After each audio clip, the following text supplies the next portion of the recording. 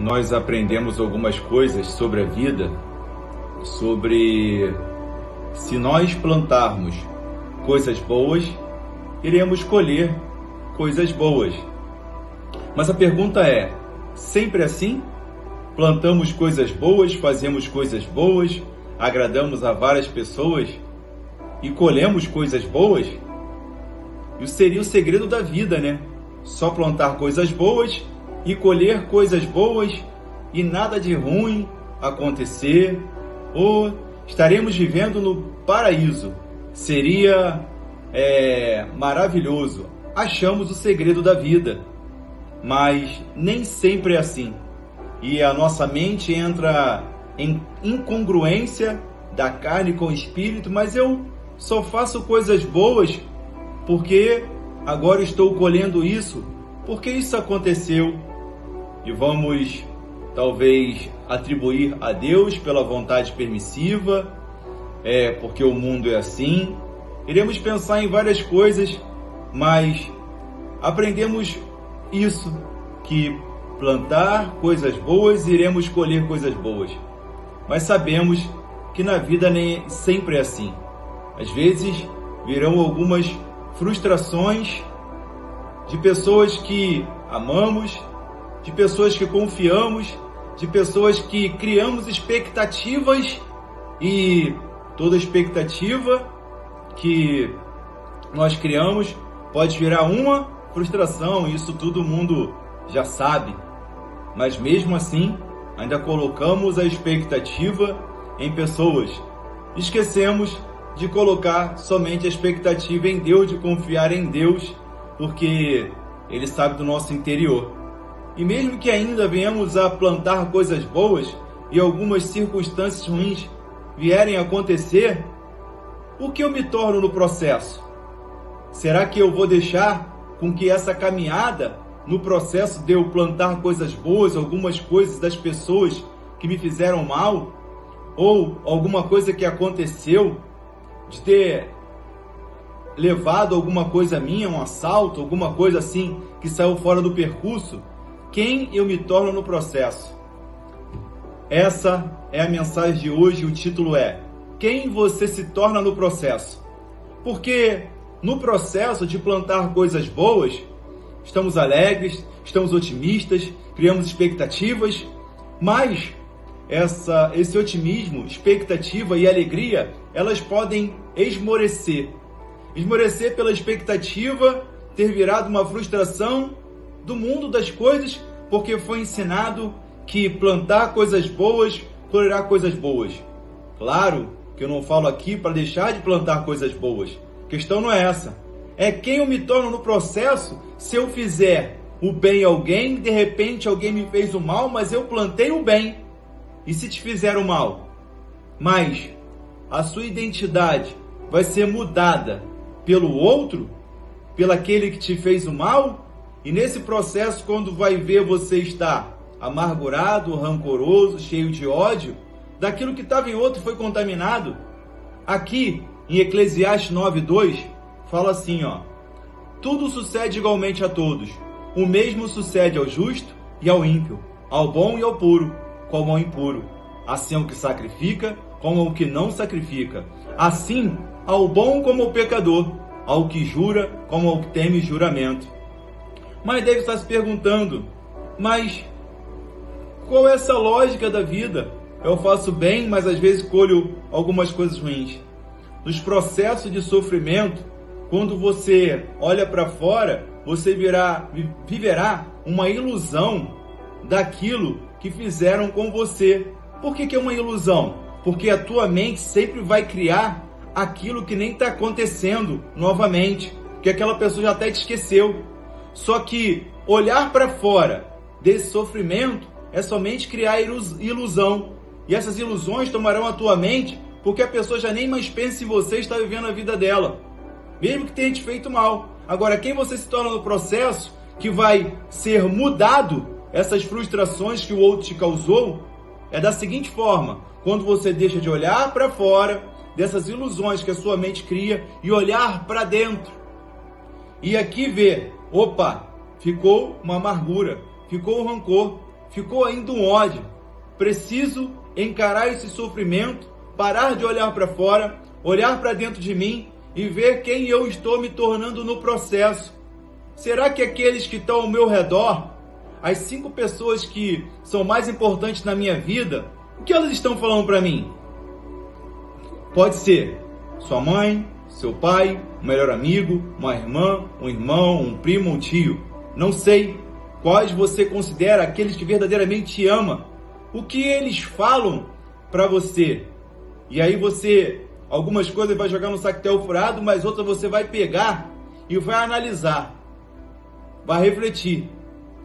O seu processo, o que você está passando, o que estão falando de você, não pessoas alheias, pessoas que não fazem parte do seu convívio, que não vos ama, mas aquelas pessoas que realmente importam para você. Porque às vezes está se prendendo por um, enquanto milhões te amam, vários te amam. Quem você se torna no processo. O processo interno de você compreender, enfrentando esse sofrimento, olhando para ele e vendo que o outro colocou em você, porque o bem e o mal, o ruim e o bom, acontecerão para todos, para o justo, para o ímpio, para o profano, para o santo. Isso aí é algo que mesmo que vemos a plantar o bem, umas pessoas podem nos fazer o mal. Só que você é discípulo de Cristo, é filho de Deus, tem a essência dele. E nessa essência, ele te deu inteligência com o Espírito Santo para você discernir quem é você e quem é o outro. E separar daquilo que o outro colocou, o ódio te puxou para o lado dele. Mas você não nasceu para viver odiando.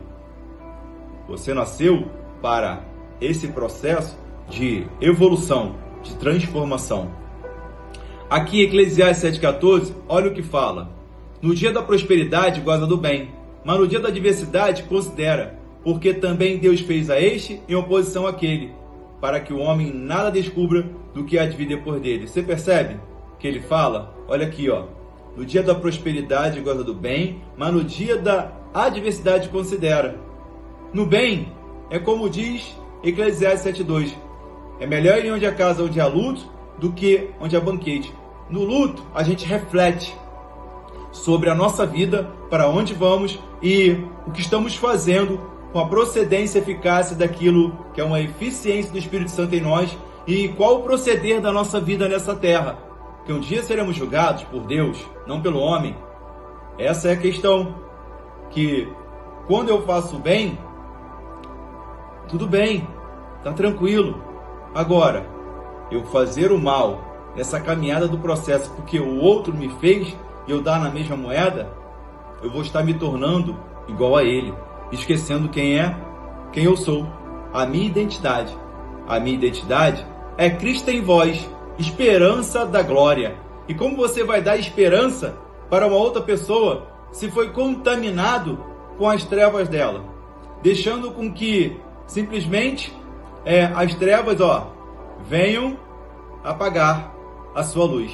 Mas quando há uma reflexão, você consegue entender que você é sal, luz, tempero para iluminar, não para apagar, mas iluminar aquele que precisa parar de ferir os pés nas pedras através da sua vida, da minha vida, porque a caminhada do processo, ela vai haver algumas dores, alguns dos sofrimentos, como foi na vida de José e como foi na vida também de Abraão, porque fala, Abraão não sofreu, é só Deus pedir teu filho e você colocar ele para matar e você vai ver o grande sofrimento que ele teve por dentro, mas ele não titubeou, ele não pensou 2 vezes, ele por fé fez o que Deus mandou.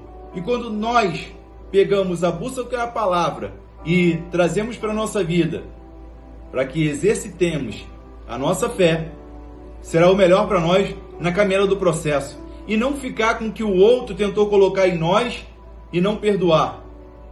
Deixa o outro ir. E esqueça. Não deixe com que essa ilusão dos teus pensamentos fique pensando coisas para te prender lá naquilo que te fizeram no passado. Já passou. Olha o que fala aqui em Mateus 5,45. Porque faz que o seu sol se levante sobre maus e bons, chuva desça sobre justo e injusto. E aí nós estamos assim, poxa, Deus desce chuva também sobre o meu inimigo, sobre aquela pessoa que eu não gosto, sobre aquela pessoa que me fez mal e eu fiz bem a ela. Legal, né? Só que, legal por quê, Alex? Vou te explicar. Porque nós queremos que a chuva só desça sobre nós. Mas aqui fala sobre maus e bons. Será que somos sempre bons? Não fomos maus em algum momento com alguém? Em casa, no trabalho, na rua, com o vizinho? E também fala sobre justos e injustos. Será que somos somente justos? Não fomos injustos em algum momento? Essa é a questão, que nós queremos que a chuva desça só sobre nós. E aí, estamos julgando a nós mesmos. Por isso que Deus fala, orai pelo vosso inimigo, abençoai. Porque aquilo que está no nosso inimigo também está em nós, porque somos farinha do mesmo saco.